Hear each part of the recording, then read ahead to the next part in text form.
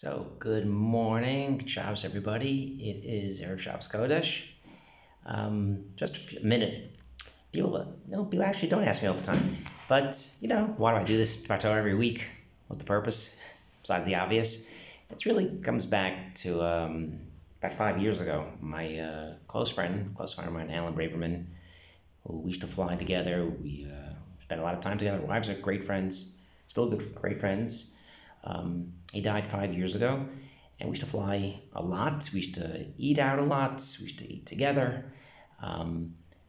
And about 5 years ago, after he passed away, I took it upon myself to kind of, spend more time in Torah when I'm on the plane flying. So I have this group on Facebook, not too many people, it's okay. And each time I fly on the plane, I try to learn a little bit extra in his memory. And past couple of years, I've been flying a lot less, which is good. And so I didn't, post anything, didn't write all that Torahs. I figured that it probably wasn't the right thing to do. So I thought instead of flying every week and posting something, I could just, learn. Nothing wrong with that. And instead of posting on Facebook, I would, send a video out. And this way, a few people can listen to it, spread a little Torah, a little bit for Shabbos, and so get some good comments getting back. Added a few people this past week. Last week was pretty good. And so that's kind of really what the genesis is. And one thing about Alan Braverman, most people who are listening don't know him, never met him. He stood for one thing that really stood out about the guy. He was a man of MS. He told you the straight truth. Maybe that's why my wife liked him so much, perhaps. He really spoke the straight truth, and it didn't matter really what it was. You were going to get the honest truth from Alan, and which is why at his company he helped a lot of people in their personal life, the professional life, and he really was someone that people loved him, and they really owe a lot of their success to him. And that's something that was brutally honest about him. In this week's parsha, we have an issue. We have an issue because an MS. And it's interesting that Alan. I remember one of the things we talked about is how we see that Yaakov's the one that doesn't speak MS, and Esav is. Remember we talked about this. Looking straight shot, looks like Esav. He's the one not fooling anybody. Yaakov's the one messing around with Lavan, with his father. So. Obviously, look in Medrash, Mefarshim have the other way around, but it's an issue to talk about.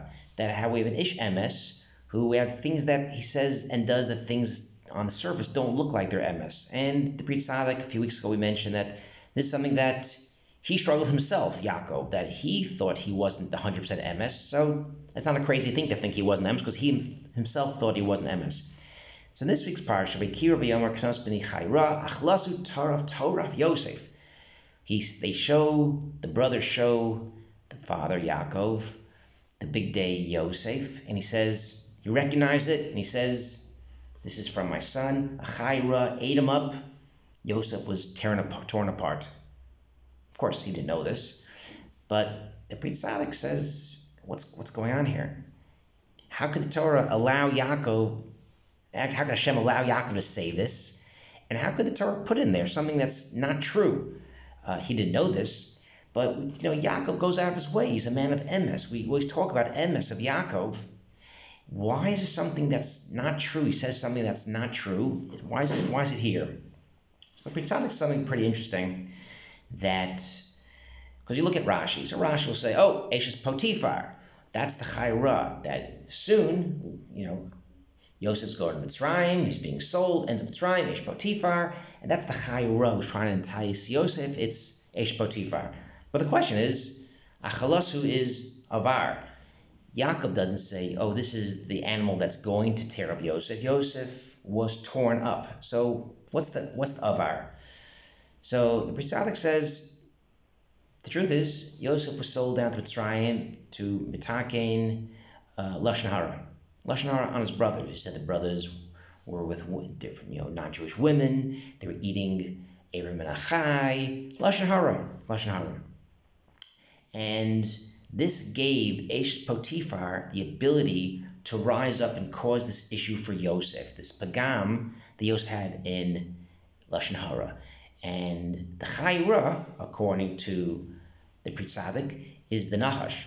The Nachash with Chava, the original Nachash, who put into Chava all the tumah, who put into Chava gaiva, taiva, for the tree, and all these things, said things about the tree, it wasn't true, all these things. This is the Chayra that plagued Yosef. It wasn't Potiphar, it wasn't a wild animal. So Yaakov really said truth when he knew, or he saw, I guess, Nevuah, that what tore up Yosef was the lashon hara that messed him up by the chayra. And this is something that Yosef now had to go to Mitzrayim and be metaken.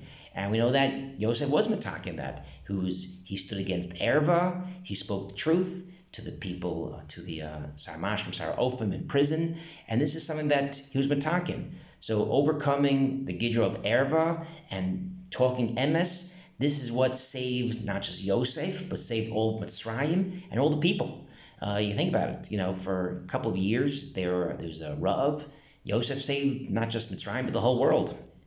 And it's something that, we kind of take for granted sometimes, the power of lashon hara, how bad it is, how rough it is, and also the importance of having clean mouth, having clean from lashon hara.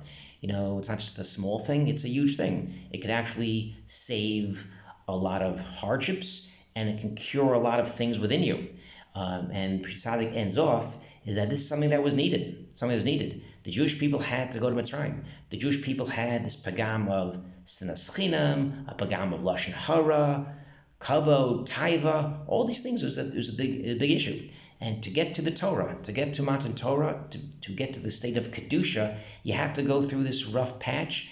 And unwittingly, the brothers did sell him. It was a plan of Hashem that Yosef has to go to Mitzrayim, he'd been talking these things. But through that, is kind of merames, shub uvar b'nei imo. It was kind of like an uvar, like a fetus in the mother. So the Jewish people had to be sent down to Mitzrayim for all these years, in the klipa, in this womb, theoretically, of Mitzrayim, to come out as Bnei Yisrael. The learning that you listen, and the Torah, the Shabbos should be an aliyah for the Shem of Alan. Shabbat Shalom.